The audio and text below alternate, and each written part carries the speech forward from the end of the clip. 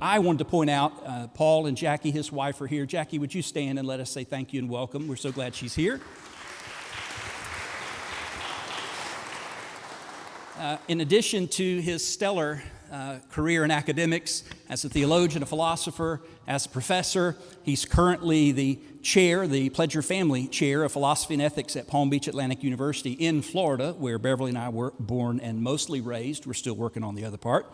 We're so happy that they are here with us today. I met this amazing couple at Yarnton Manor in the UK, where they came as resident scholars and stayed over a sabbatical period, 6 months or so, 5 months? And they've been back other times since. So we had the chance to get to know them actually in the UK, share a few meals and some coffee and tea together, and they are an amazing couple. 6 children, one who lives in France, the other scattered about, and we are delighted that they're here. He's been a friend of the library for years, and so we're thankful to have him as our lecturer tonight. He's the author or contributor to some 45 books, and 2 of them, Is God a Moral Monster, or Is God a Vindictive Bully?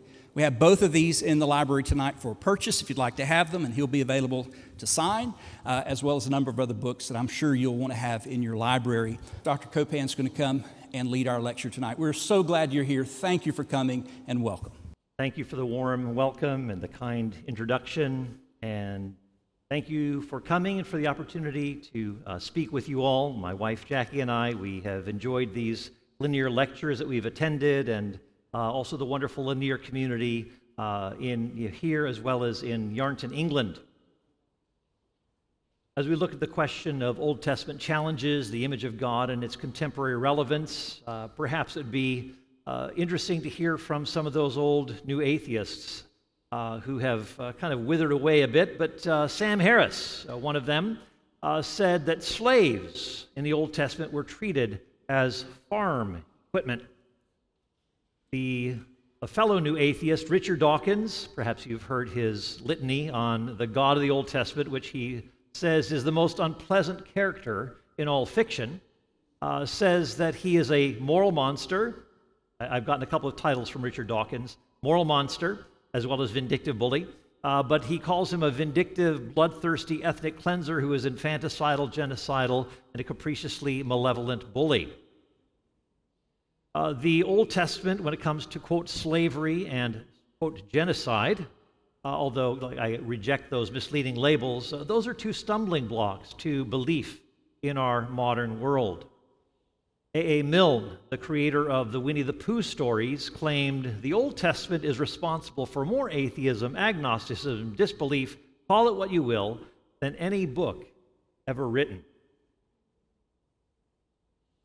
Well, we've got our work cut out for us tonight, apparently. But what I want to do is look at these themes of the image of God, the image of God's foundational connection to human rights, which is a big theme in John Warwick Montgomery's world. He was a world expert on human rights. And then I like to connect these to the questions of slavery and genocide, as the way that these are portrayed by many seems to undermine the notion of human sacredness bound up with the divine image. Yes, you can talk about the image of God all you want, but what about that slavery stuff? What about that genocide stuff that seems to utterly undercut the significance of the divine image? It was mentioned earlier that the work that John Warwick Montgomery and Craig and Ellen Parton, who are here, got started, the International Academy of Apologetics, Evangelism, and Human Rights, would really encourage you to think about joining up with us. I teach there every other year. My colleague Paul Gould at Palm Beach Atlantic University, we teach in the MA Philosophy of Religion program there. And by the way, do come join us if you want to get into an MA program. We'd love to have you on the ground in West Palm Beach, Florida. But also we have a hybrid program too, so that may be something you'd be considering doing. But this year, Paul Gould and Angus Manouge, who is a fellow philosopher, they both will be on the teaching team along with Craig Parton and another. So I would encourage you to think about that, again, in amazing Strasbourg, France. Again, a charming, historic, a lot of medieval buildings there. You'll be in the heart of it if you are able to go. But again, just something for you to consider. Just want to put in a word. I know John Warwick Montgomery, who poured a lot into this ministry, that we really want that ministry to continue and impact and equip many others. When it comes to the image of God, what do we mean by that? We just had Jim Hoffmeyer this morning speaking about the image of God in a seminar that he presented, and I'll build on some of those things. But a lot of Christians, they have a general idea of the image of God. It's something good, it's something dignifying and so forth, but what does it mean? Of course, in the ancient Near East, the image of God was connected to a king or a god to represent their presence in a territory. And in the ancient Near East, the image of God did not refer to every human being as it does in the book of Genesis, which sets the biblical picture apart from its ancient Near Eastern counterparts.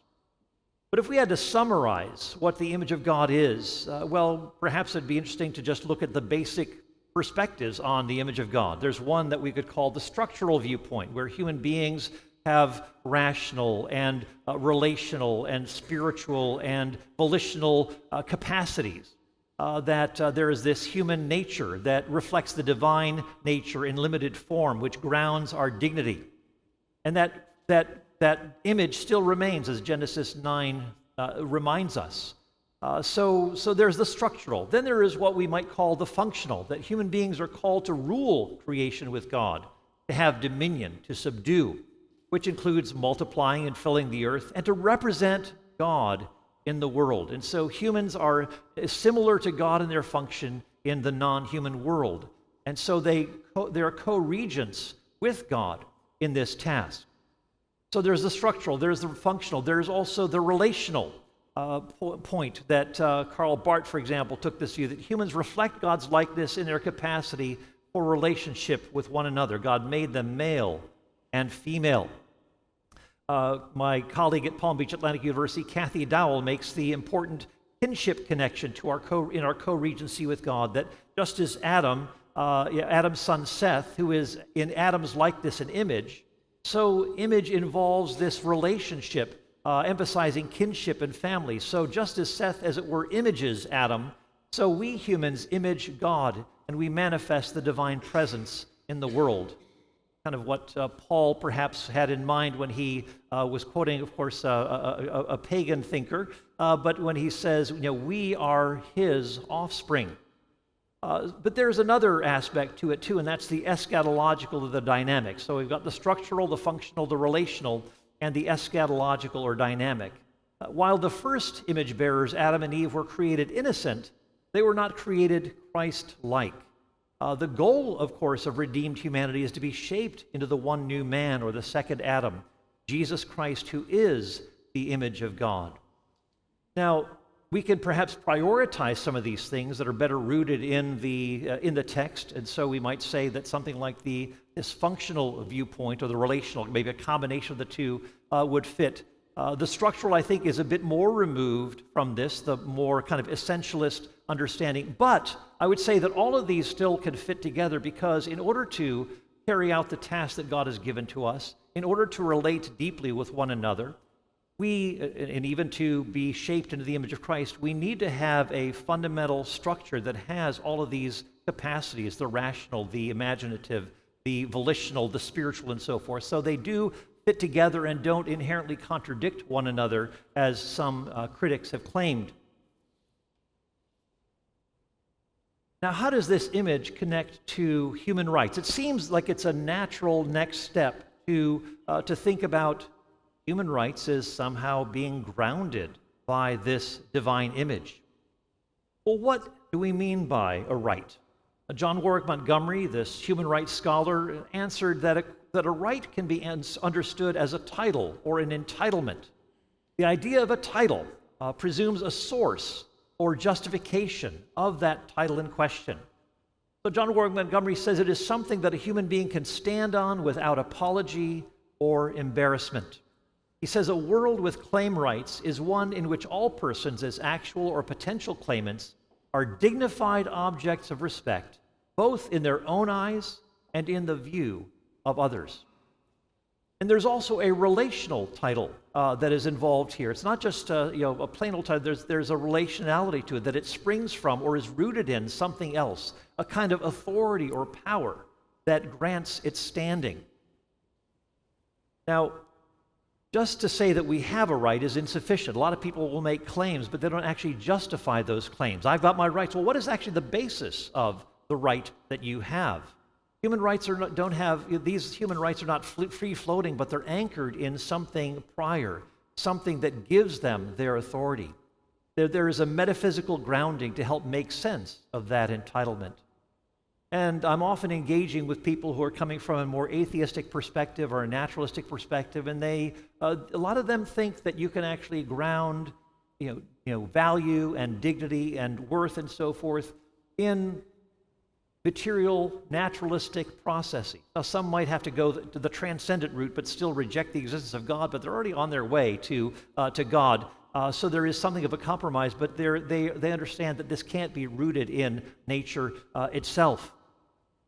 Again, I've mentioned Angus before, and he's done some work on. He edited a book to which I contributed called "Legitimizing Human Rights." But Angus has done some marvelous work in what he contrasts the old dignity, on which a lot of our laws in America are based, British jurisprudence and so forth, that takes a lot of cues from Scripture as grounding.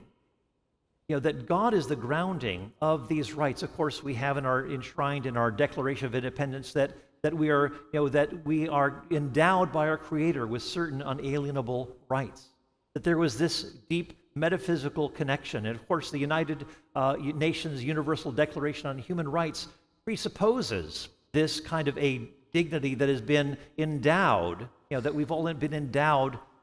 They don't answer the question who endowed or where did this endowment come from, but most of these contributors to the drafting of that United Nations Declaration were Christians and Jewish rabbis and so forth who were firmly convinced that these rights are grounded in the existence of God who has made human beings in His image. But the old dignity that we can contrast with talks about this dignity that's fixed, universal, non-variable, and intrinsic to all human beings. It doesn't depend on a social contract, or it's not conferred by the state or anything. But the new dignity movement in jurisprudence is actually something that is rather troubling and disturbing, and so there are implications for the law here. And so you think of people like Jean-Jacques Rousseau, who talked about the pursuit of the inner authentic self, of Nietzsche and Sartre, who talked about the autonomous self being the source of value.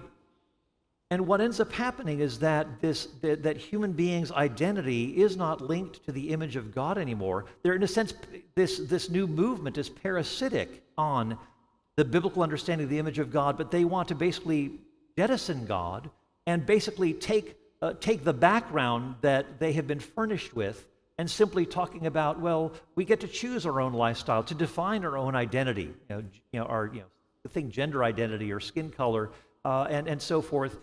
To make our own autonomous choices, to have my self-chosen identity, and if it's offended or wounded, then I ought to be recompensed for that.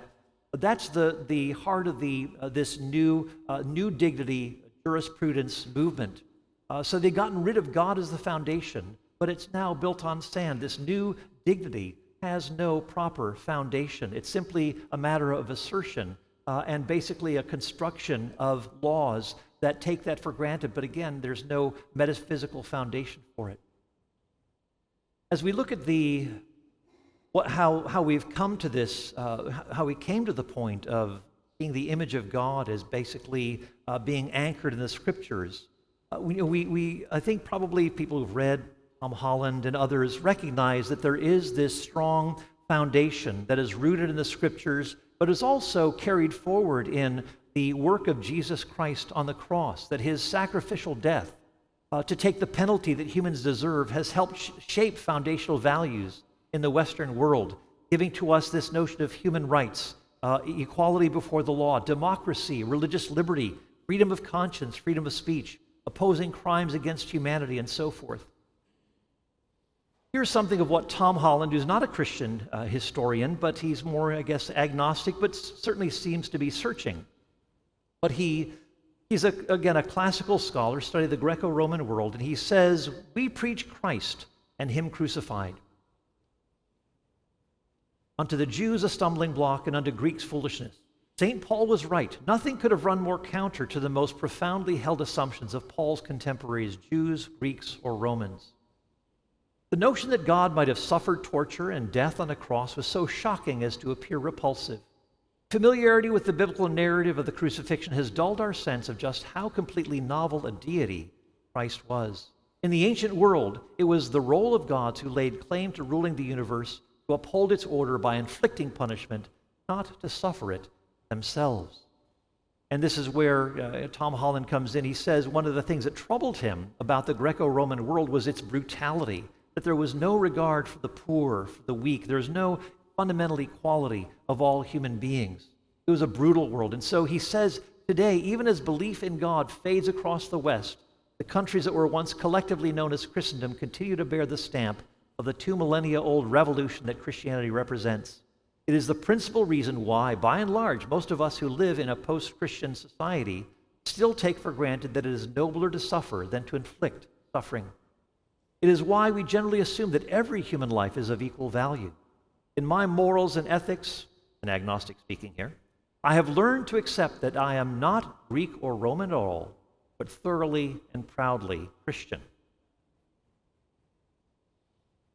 Another non-believer, the atheist or agnostic philosopher Jürgen Habermas, talks about how egalitarian universalism, the individual morality of conscience, human rights and democracy, and so forth, is the direct heir to the Judaic ethic of justice, the Christian ethic of love, and there is no other explanation for it. So it's not as though Christians are just touting this. It's actually those who are outside the Christian camp who are proclaiming this.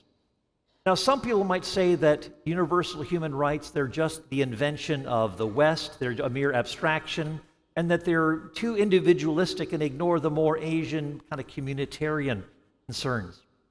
Well, despite the metaphysical differences that there might be between various worldviews, the late Max Stackhouse of Princeton Seminary observed that all languages and nations have terms for and laws against sacrilege, disrespect, lying, cheating, stealing, murder, rape, and exploitation.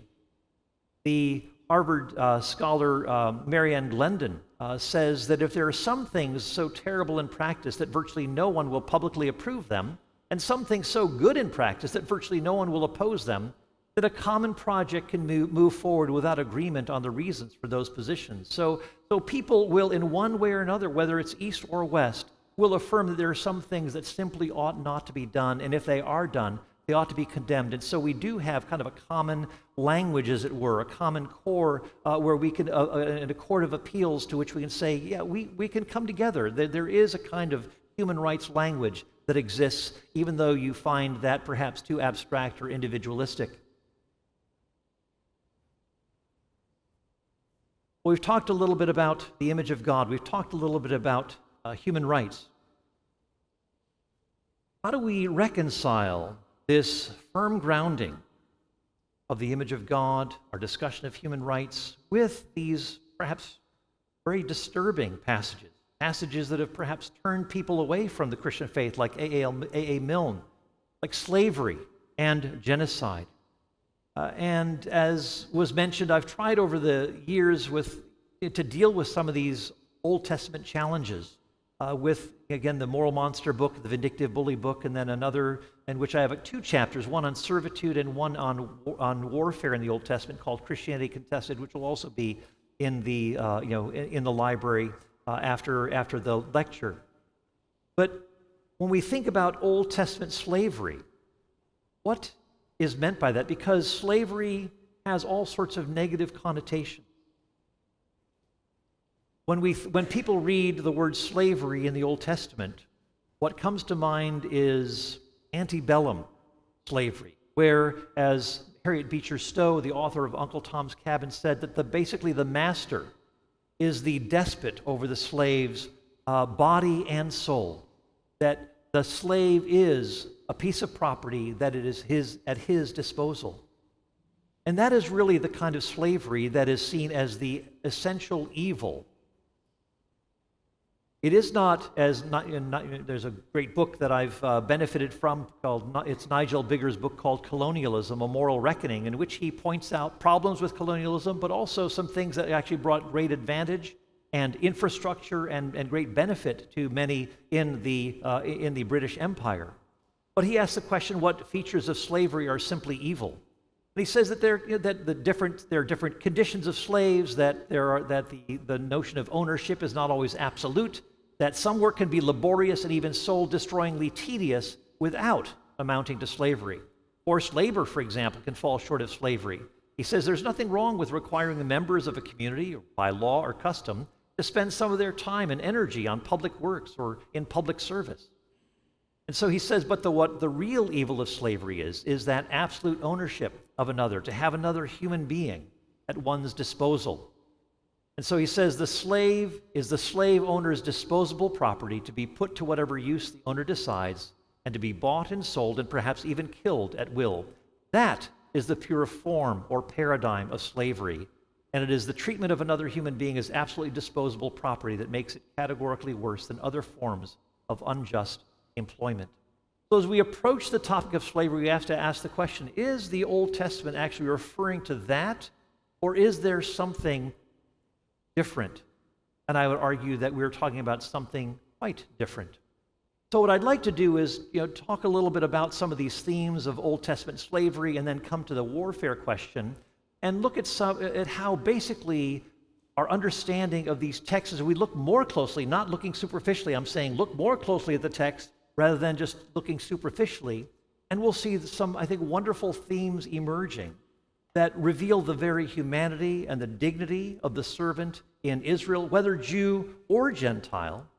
And we'll also look at some other features of warfare in just a moment. But let me say a few things about Old Testament slavery, and I prefer to use the term servitude. Peter Williams, who has come to give lectures here from Tyndale House, he has done marvelous work in this area, and he challenges the translation of the term slavery and favors a term like servitude.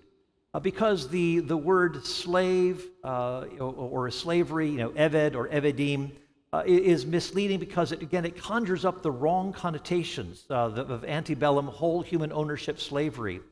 But he says that servant, or in other cases hired worker, would be more accurate.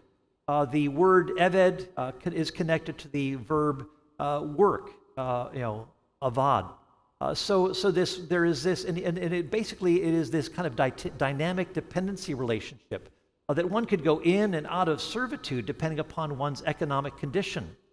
In fact, the term servant can be used honorifically. So Moses and Joshua are called the Eved Adonai, the servant of the Lord. In Exodus, Israelites are called they're called Pharaoh's servants, or slaves, if you will. But the Egyptians are too, interestingly enough. And in Exodus, we see that God wants the Israelites to be delivered. And so he tells Moses to tell Pharaoh, he says, tell Pharaoh to let my people go that they may do what? Serve me in the wilderness. God wants the Israelites released so that they can go from one form of servitude that is oppressive, denigrating, to another one that is liberating and free. It's helpful when we look at some of those Old Testament laws to distinguish between the Old Testament's vision and the more specific laws. You see, sometimes you look at particular laws, and Jesus himself mentioned that some laws were permitted by Moses. Why? Because of the hardness of people's hearts, not because they were ideal. Sometimes these laws actually present an ethical floor rather than a moral ceiling. And so there are certain concessions that come with the giving of the law because of human hard-heartedness. But when we look at the larger vision of the Old Testament and how they viewed individual human beings, how they viewed servants, we see it is something that is a wonderful and humanizing vision. For one thing, the Israelites were to learn the lesson of being aliens in the land of Egypt, that they once served under harsh conditions in Egypt. And so now God, with his rescuing them from bondage, says that you are to remember that you too, 3 dozen times, you too were once aliens in the land of Egypt, and of course were in servitude there. We see part of the vision of this Old Testament is also to acknowledge that servants are fully human, not just their masters/employers. Job, for example, in chapter 31, says that master and servant alike come from the mother's womb and are ultimately equals. And Joel 2 says the Lord will pour out his Spirit on male and female servants. We see that the laws of the other nations didn't show concern for foreigners or the poor. And a lot of the reason that people went into servitude was because of poverty. But there were no gleaning laws. There were no limits on servitude. There were no interest-free loans as there were in Israel. We see that there is a much more humanizing vision for those who could easily fall into poverty. There's a term limit. Kidnapping is capitally punishable by death, not just in Israel, but also beyond in other ancient Near Eastern cultures.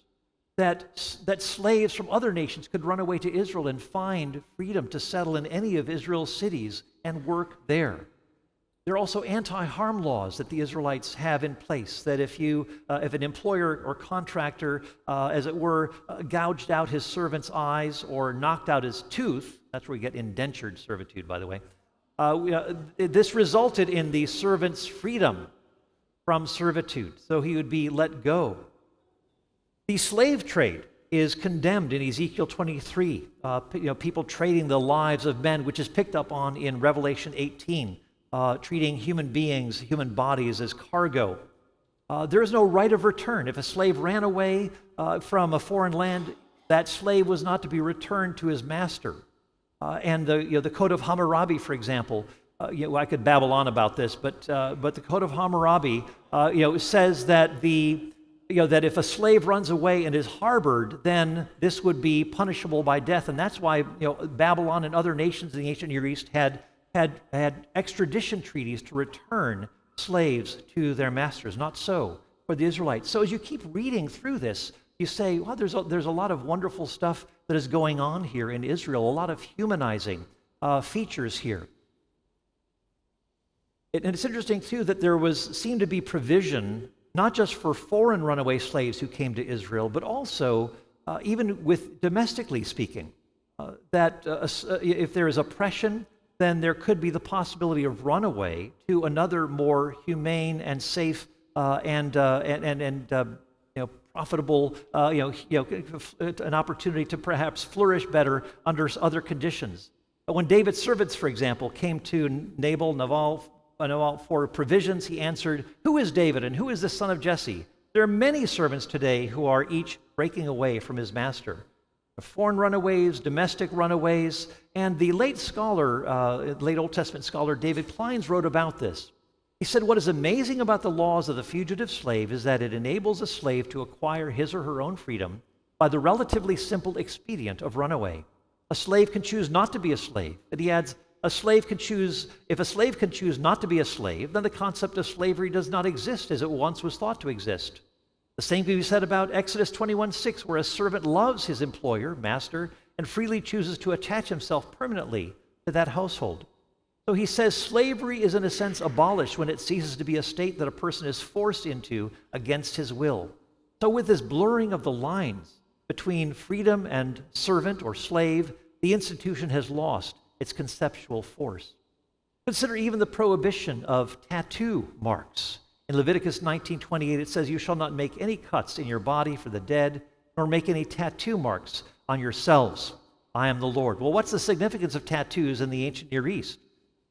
Well, some have claimed that this relates to mourning practices or maybe some idolatry or paganism, as later rabbinic and medieval Judaism claimed. However, these are less plausible than another alternative. And John Hunegard and Harold Leibowitz argue in Vedas Testamentum that tattooing refers to owning another person. Israel was prohibited from tattooing because of the degradation involved in owning another human being. So we see over and over again this turning away from this notion of owning persons as property. Now, we can talk about Leviticus 25. In my Vindictive Bully book, I have several chapters devoted to just Leviticus 25 and unpacking that deals with Gentile servants in Israel. And I go into a lot of detail. A lot of the language that's used of those Gentile servants is also used of Israelites as well. You can acquire a Gentile servant. You can acquire an Israelite servant. The Gentile servant can prosper. An Israelite servant can prosper. And so we see that taking place at the end of Leviticus 25, that person who is an alien who's sojourning among you can actually become a person of means so that he can actually hire an Israelite servant for himself, even though this is not ideal. But leaving all that aside, even if you have Gentiles as perhaps a lower status, than the Israelite servant, I mean, there are differences, but we see that the law, and here we come back to the distinction between the vision and the laws of Israel. The vision of Israel has a larger picture in view where ultimately Jew and Gentile, that distinction will be broken down. That will not be a relevant factor anymore. That, in Isaiah 19, Assyria and Egypt and Israel, they will all be called God's people, God's inheritance, and so forth. That there will fundamentally be a dissolution of the significance of the Jewish Gentile or Israelite Gentile distinction. So Isaiah 56 says, "Let not the foreigner who has joined himself to the Lord say, 'The Lord will surely separate me from his people.' Nor let the eunuch say, 'Behold, I am a dry tree.' The foreigners who join themselves to the Lord to minister to him and to love the name of the Lord will be his servants, everyone who keeps from profaning the Sabbath," and so forth. David L. Baker comments on what's going on in the Old Testament with regard to servitude and other potential for marginalization. He says, "It is characteristic of Old Testament law that the beneficiaries are not the elite, but those at the margins of society." This is the undercurrent to look out for those who can most easily be oppressed. Well, what about the warfare passages? Now, this is the leading Old Testament challenge I have found, and you probably have too. And that when you read a passage like Deuteronomy 20:17, where it says, "You shall utterly destroy them, the Hittite and the Amorite, the Canaanite and the Perizzite, the Hivite and the Jebusite, as the Lord your God has commanded you." Well, what are we to make of these things? Well, for one thing, it's kind of interesting to note that the larger set of commands have to do with driving out or dispossessing. That's the broader, that's the more abundant language by a ratio of 3 to 1. To drive them out, obviously they're going to survive if they're driven out. So killing them is not even a requirement. But the approach that I have taken, the more that I have studied this, is, and a growing number of commentators are taking this view. In fact, one of our panelists, Lisa Ray Beal, where is Lisa? Oh, there she is, yeah. She's been one of our presenters this weekend and has written a wonderful commentary on the book of Joshua, in which she takes this view. Others, David Firth and a number of others take this view.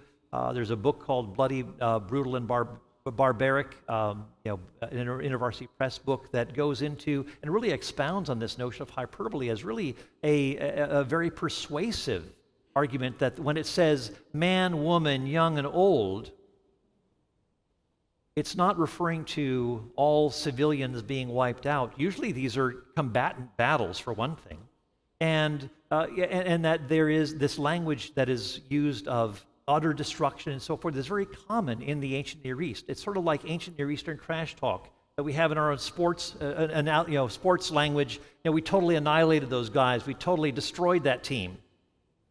That's the kind of thing that you'll see these pharaohs boasting about, that the pharaoh was alone left, there were none other with them, his enemies were made non-existent, and so forth. So you see this, and I know that in the Christian tradition there have been people like John Calvin, up to contemporary New Testament scholar G.K. Beale, whose Revelation commentary I really love. It's really an excellent work. They do take this, the driving out of the Canaanites, the language of the Canaanites, to be kind of a once and for all genocide that is not to be repeated. It's unique in the flow of biblical history and so forth. But the more I've looked at this, the less I'm persuaded of that particular viewpoint. It is interesting to note that when you look at these Old Testament texts, some people think that God is inherently violent. No, the word violence, Hamas, does not describe the God of the Old Testament. That's used of people who are bloodthirsty, people who are oppressors and tyrants and so forth. But God prefers peace. He desires peace. He pleads with people so that there may be peace rather than war and so forth. God even patiently waits over half a millennium, including 430 years in Egypt of servitude and living in servitude, where he says that he's waiting for the sin of the Amorites to reach full measure. But there comes a time when God finally says, that's it. But not before then. God is waiting patiently.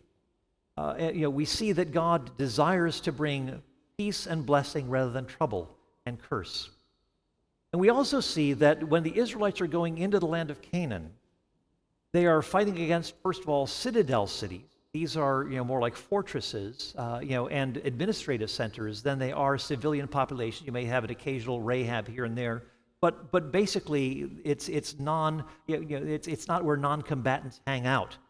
So you have this fighting, but God is telling the people that they're to rely on the Lord's strength. So these cities are daunting. The people of Canaan are more numerous. Their armies are mightier.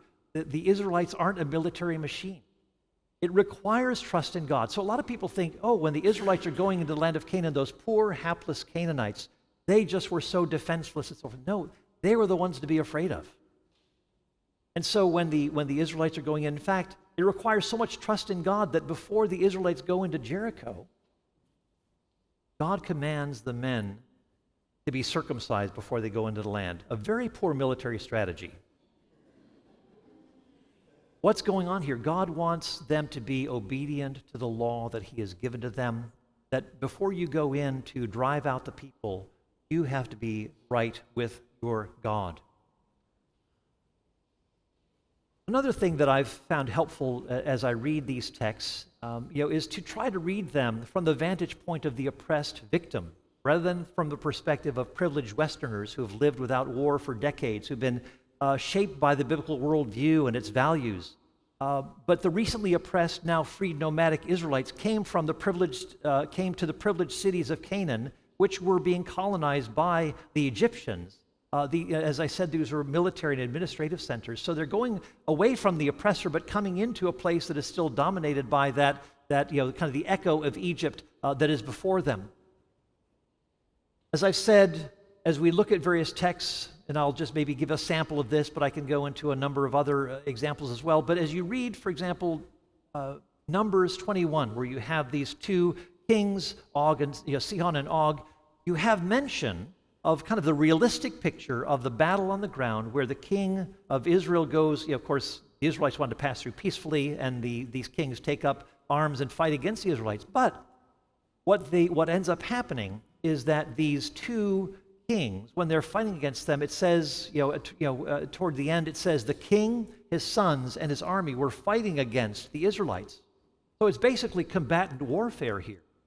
And we read earlier that the people in the villages had already been driven out, the civilians, they fled. And so we just have two armies fighting against one another.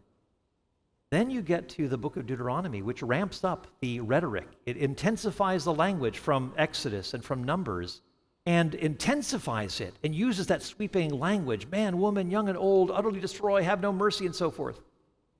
But what's going on? In Deuteronomy 2 and 3, that same battle is being recounted from Numbers 21.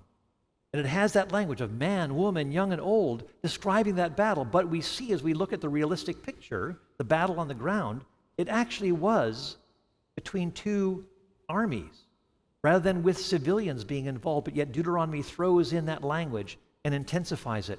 We could say the same thing for Deuteronomy 7, where it says, after you've driven out the people, after they're out of the land, sounds like they're out of the land, and you have defeated them, and it says you'll utterly destroy them. Well, if you've already driven them out, why are you trying to destroy them? And what makes matters even more interesting is that the text goes on to say, and do not intermarry with them.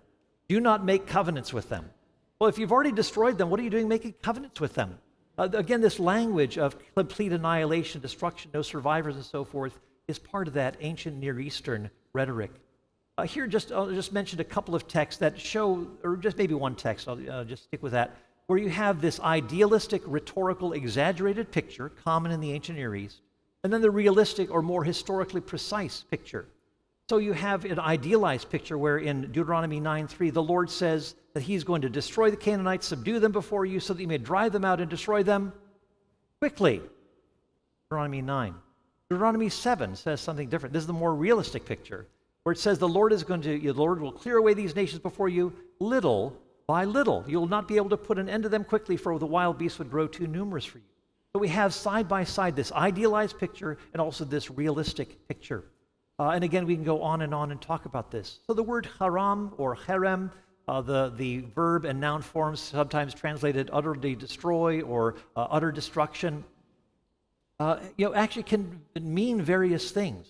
That there is this, it can be simply, as John Walton says, a removal from ordinary use, that a servant could be brought to serve in the tabernacle. He would be haram or consecrated. That is, he's removed from ordinary use, but he's not killed. Also, and he uses this language of the denazification of Germany, that once you get rid of the Nazi threat, then you still have the German people intact, and so they have been, they're now a harem people because they've been, basically they've been, that threat of Nazism has been removed with removing all the symbols, just killing the hierarchy of Nazism and so forth. And you basically have the people of Germany left behind. That's what it means, he says, to haram, an identity. So it's not the utter destruction of a nation.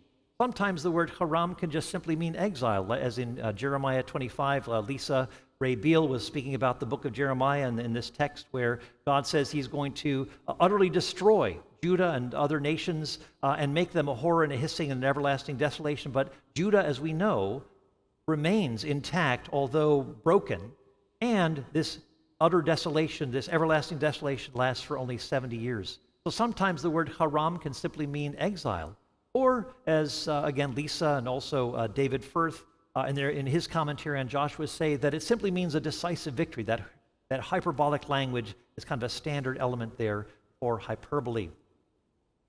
As I try to bring this to a close, I could say a lot more and again talk about this in various works that I've done, but let me just offer a few summary points here as we try to draw things to a conclusion, and then we'll be happy to take your questions. There are certainly some rough edges and harsh Old Testament texts that we need to come to terms with and wrestle with.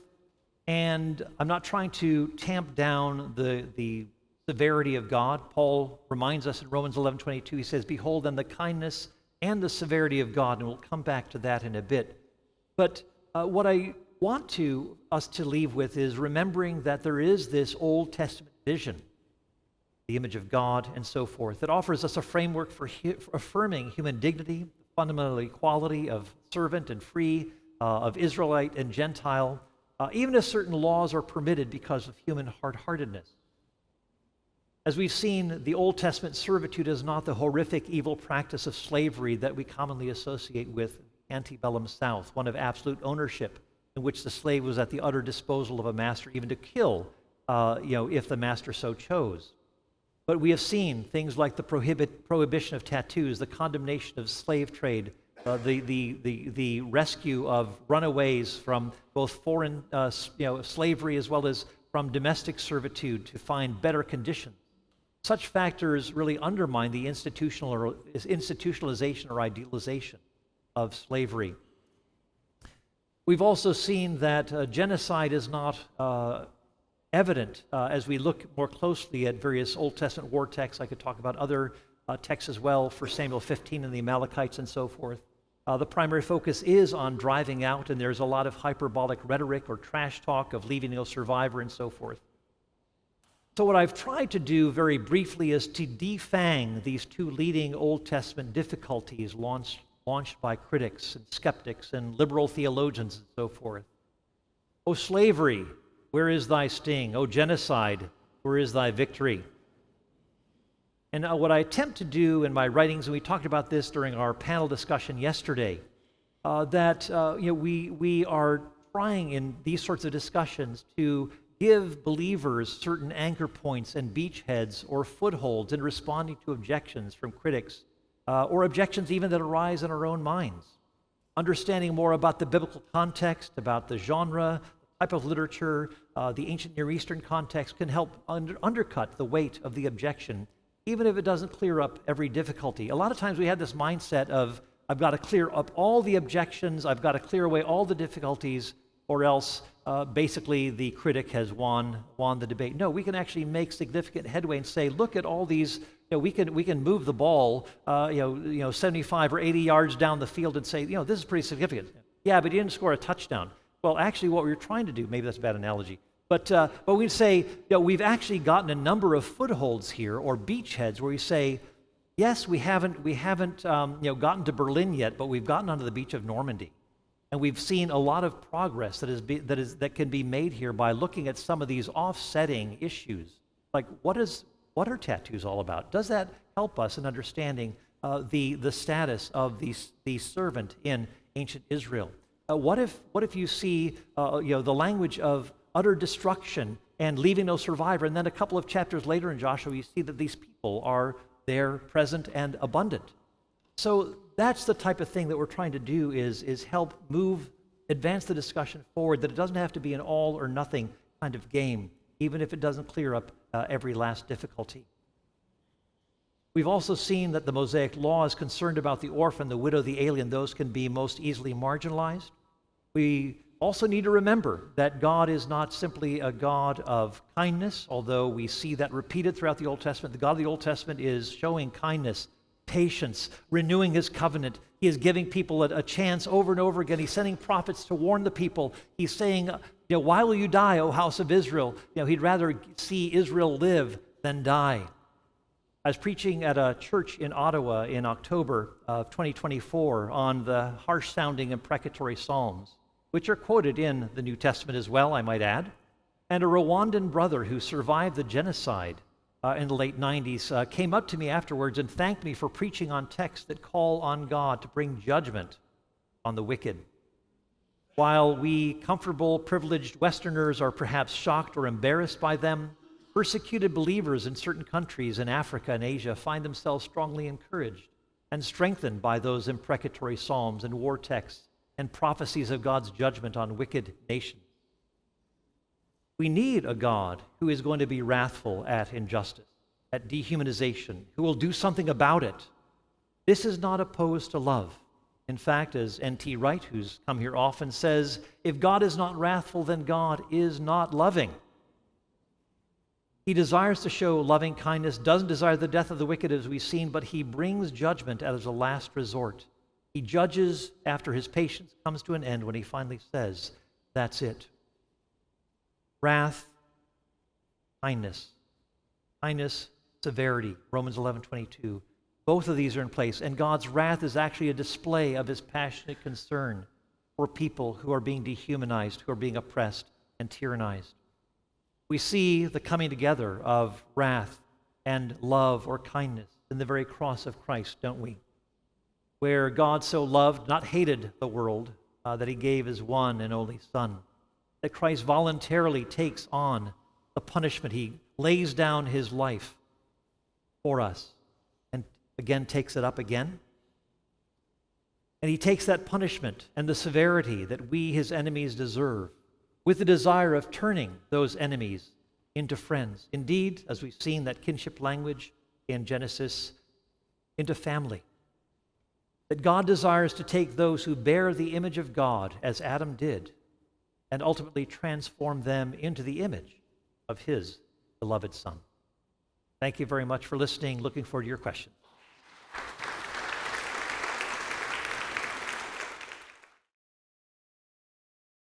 How do you respond to the claim that objective morality does not need to be grounded in religion? The common association for people like Friedrich Nietzsche and Jean-Paul Sartre and others is that if you, and Dostoevsky I think was right, that if there is no God, then anything is permitted.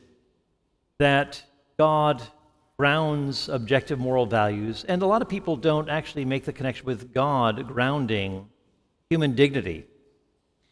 Why think that human value has emerged from valueless, material, mindless, non-conscious processes that all of a sudden produce personal, valuable,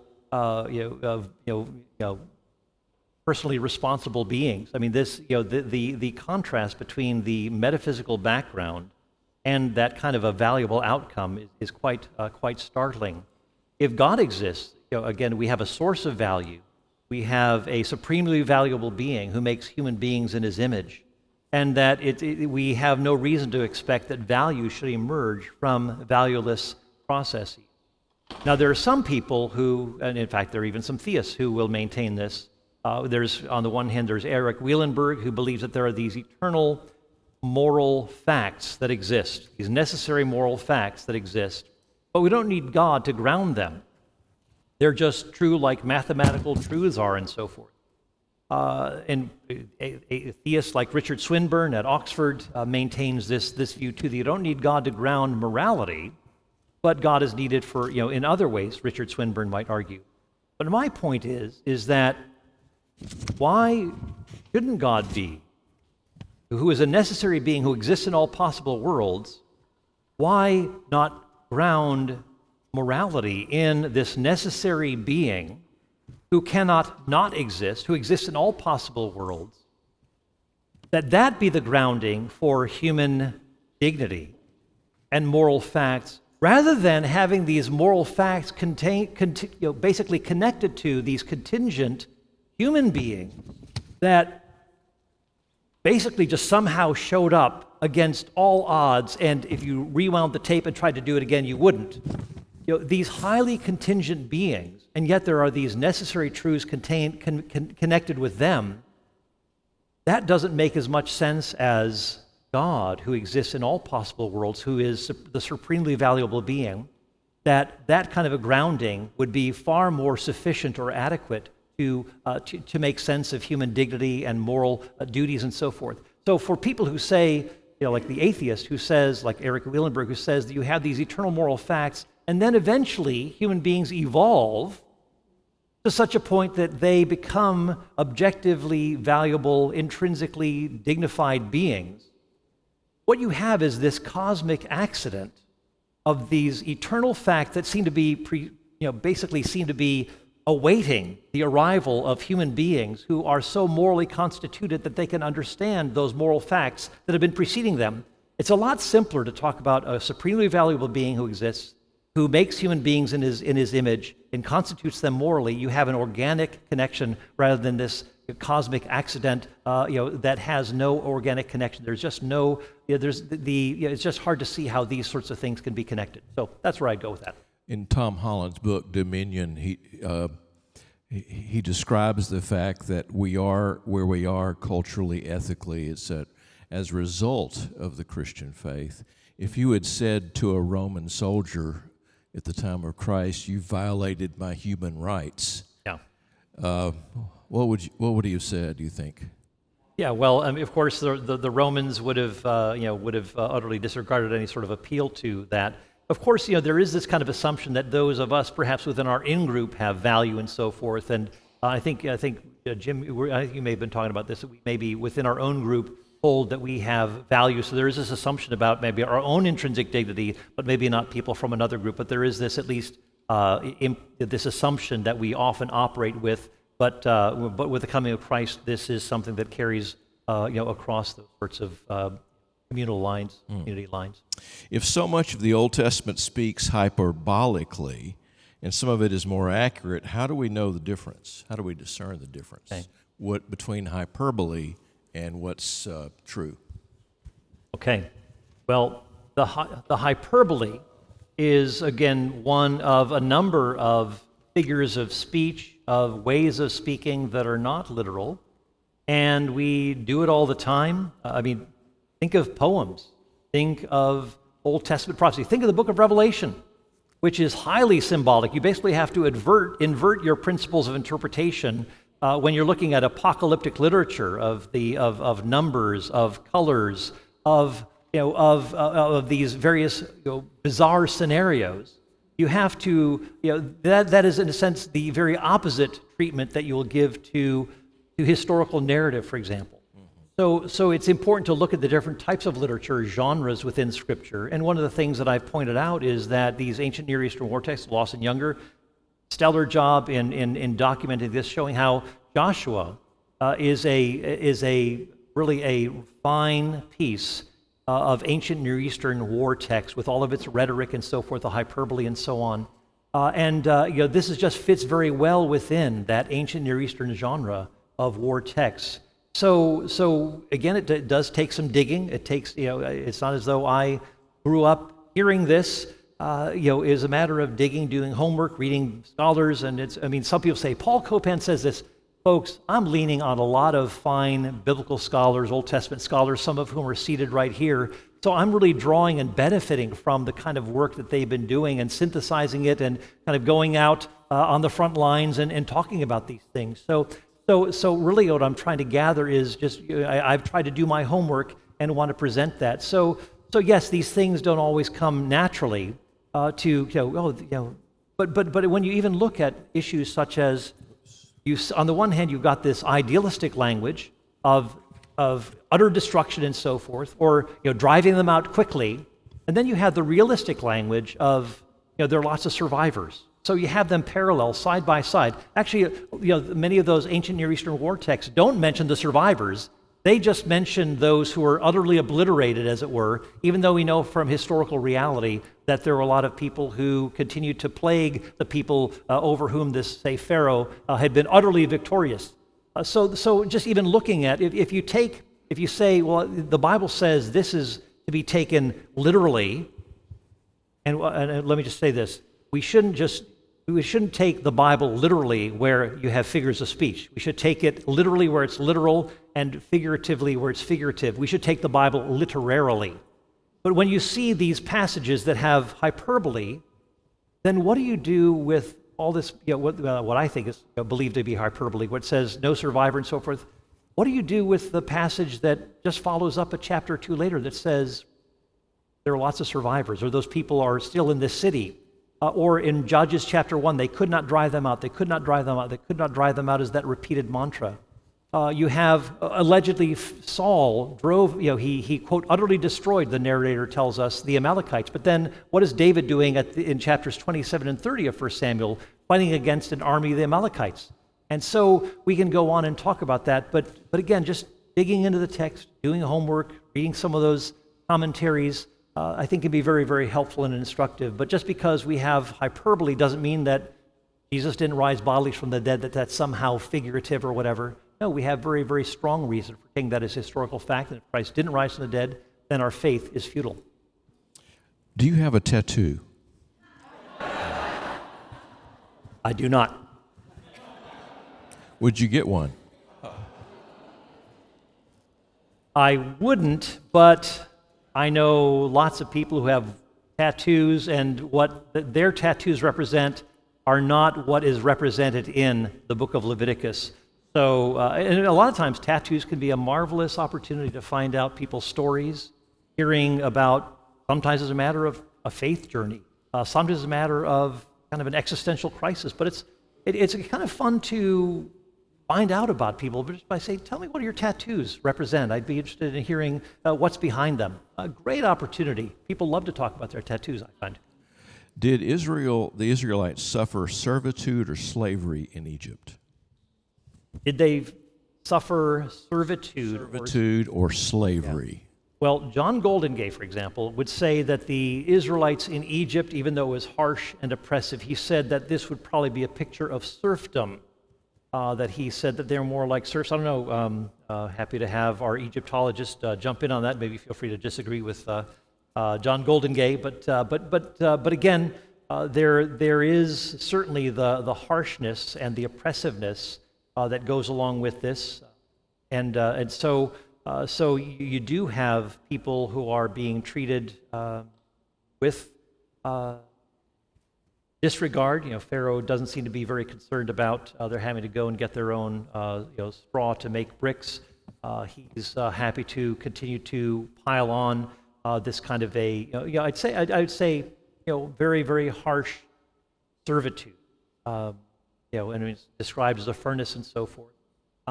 But perhaps that's the extent that I would go on that, especially with somebody like John Goldingay saying it was a matter of serfdom rather than perhaps the most extreme form of slavery. We have a couple of questions from teenagers that want to know how they can learn to defend their faith.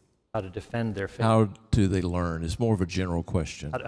How these teenagers would like to know how they can learn to defend their faith. How to defend their faith.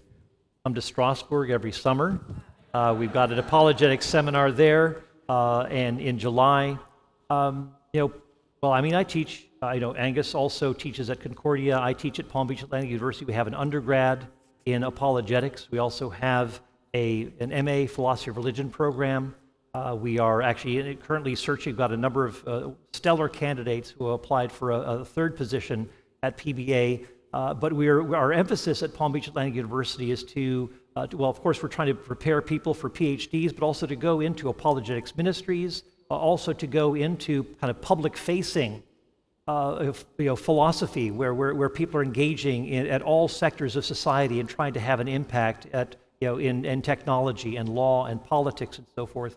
And so we're actually trying to develop a center for Christianity and public philosophy that we really want to present and have a real resource for cultural engagement. So anyway, come and check out our MA Philosophy of Religion program at Palm Beach Atlantic University for that kind of equipping. There's also a wonderful community that goes along with that if you come to West Palm Beach, but our hybrid program also does a great job of connecting people. We have the program that brings students to campus twice a year for their intensives and so forth. So there's really a lot of wonderful stuff going on in our MA Philosophy of Religion program. But again, broader than that, if you want to reasonable faith, William Lane Craig's website, if you want to dig into some of his resources. He was my professor at Trinity Seminary when I first got there, and again does great work. Jana Harmon, one of the persons who's on the board of the Montgomery Center. She has a website or a podcast called Ex-Skeptic. She interviews all of these former atheists who have become believers. And wonderful stories, from Lee Strobel to Alistair McGrath to the person who is the CEO of Wikipedia, who has a Ph.D. in philosophy, became a believer. So all sorts of wonderful stories, and you can pick up a lot of wonderful apologetical insights as you listen to those stories that are being told. So, Jana, keep up the good work. It's great work. What would be your brief main lesson to an agnostic? Someone here says they're an agnostic. Thank you for coming. Who believes that God is cruel and unjust. Well, hopefully some of the things that I've said tonight will be helpful. In terms of the agnostic position, I would say that itself is a very unstable position to come from. I know that there are a couple of kinds of agnostic. There is one who is the maybe ordinary agnostic, who says, I'd like to know if God exists, but I just think the evidence is not I just can't weigh the evidence. It seems like it could go in either direction. So there's the ordinary agnostic. There's also the ornery agnostic, who says, I don't know, and you can't know either, whether God exists. And of course, that itself is a statement that really leans in the direction of atheism, that no matter what the evidence would be presented, that you can't know. So I guess I'd want to know, is that agnostic looking for that sort of evidence? And I would say also, some of the things that I've tried to point out today about God, his alleged cruelty and so forth, well, take a look at the books that I've written. And what I'm trying to do is advance the discussion where so often we look at these texts from a very privileged point of view in the West. And when people who are Christians, for example, in other parts of the world, when they read these texts, they say, there is a God who is concerned about justice. There is a God who is concerned about oppression. A lot of times it depends on the vantage point from in which we're reading. That we can actually address these things and say, wow, the wrath of God actually makes sense. There was one theologian, Miroslav Volf, who came out of the former Yugoslavia, and he was a theologian now at Yale Divinity School, who he said that he didn't believe in a God of anger or wrath, but when the war came to his part of the world, to the Balkans in the 1990s, he said this was something that totally changed his mind. He said he saw his villages burned, people dehumanized, over 3 million people displaced. He said, he said, I could not envision, I couldn't accept a God who didn't get angry at those sorts of things. He said, God is not angry. God is not wrathful in spite of love. He is wrathful because he is love when he sees people being dehumanized, oppressed, and so forth. So these are the sorts of things that I would present to you and would be happy to chat with you wherever you are, afterwards and carry on the conversation. So thanks very much for coming and asking. And you'll sign their book. I'll sign the book too. Sign a book just for them. How would you respond to a Muslim who equates God's commandments in the Old Testament about war and such to jihad verses in the Quran? In a book that I co-authored with Matthew Flanagan, I have a chapter in there that compares Old Testament warfare and Islamic jihad. And Islamic jihad, by the way, if you're interested, a friend of mine, David Wood, has done a ton of work on this. Look up his YouTube videos and so forth. David Wood, does work in apologetics, Ph.D. from Fordham University in philosophy. But he is one who has engaged in this topic of jihad. But just briefly, in the book, Did God Really Command Genocide? I show how the warfare in the Old Testament is limited in time to, say, basically a generation, around the time of Joshua. It is, rather than a lifetime. Muhammad said in his farewell speech, he said, Allah has called me to fight until all men say there is no God but Allah. So this is something that is going to be not just limited to a geographic location, not temporally limited. It's as long as there are people who are in the abode of war and not in the abode of Islam, that warfare is fair game. Also, you see in Islam that God loves his enemies. The people whom the Israelites are fighting against, God wants to bring them in as the people of God. So you see some of these people who are the Philistines, the Jebusites, and so forth. They're all, the vision is that they will become incorporated into the people of God, and that God is one who loves his enemies, who tries to bring reconciliation. Of course, we see this ultimately in Jesus Christ, where God comes to bring his enemies into friendship through the death of Jesus Christ. And so we see that there are these differences. I could continue to go on that Allah does not love those who are his enemies. He hates those and only loves those who love him. We see, again, a number of things where Muhammad is speaking about these warfare texts that are kind of the later texts where Allah is calling Muhammad to fight, and Muhammad engages in at least 68 battles during his lifetime. And of course, Islam is spread through the sword. Whereas you look at the land of Canaan, and why are the people being driven out of the land of Canaan? Well, because they're engaging in acts that would be considered criminal in any modern society. Incest, bestiality, infant sacrifice, ritual prostitution. That is different from how, say, Muhammad spread, and Islam spread to areas that were utterly Christianized. And so all these centers of Christendom, 4 out of the 5 centers of Christendom, the Pentarchy, were overrun by Muslims. So this is the kind of, again, when you look at the differences, you see that there are very radical differences here. But again, would point you to my co-authored book, Did God Really Command Genocide?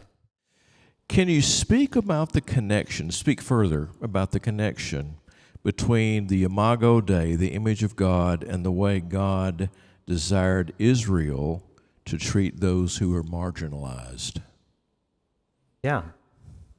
The image of God, of course, is being presupposed through all of this. And so when you look at the call of God, again, we see that triad of the orphan, the widow, and the alien, that you're to look out for them, that you're to, Leviticus 19, you're to love the alien who is in your midst, that there is this great concern, and there are provisions made for people who can be easily taken advantage of, whether it be the gleaning laws or the interest, no interest loans or 6-year terms of service and so forth, that people, in Jeremiah 34, where you have this language of, again, that language that is taken from the Pentateuch, that Jeremiah is speaking out against the people who have released their servants after 6 years and then taken them back. And this is a strong impetus now for God to bring judgment upon the people of Judah because they have violated this law, because they have taken advantage of their fellow Israelite and not obeyed the law of God. So again, a very clear indication of God's concern for those who could easily be taken advantage of in this matter of servitude. But we see that there is this pervasive language of looking at, the book of Ruth, looking out for someone who's a Gentile, a woman, someone who can easily be taken advantage of or marginalized. And here you see Boaz and how he is treating her with kindness and so on. So these are the sorts of things that are part of the undercurrent of the Pentateuch. Looking out for those who can't look out for themselves. Join me in thanking Dr. Paul Copan for being with us.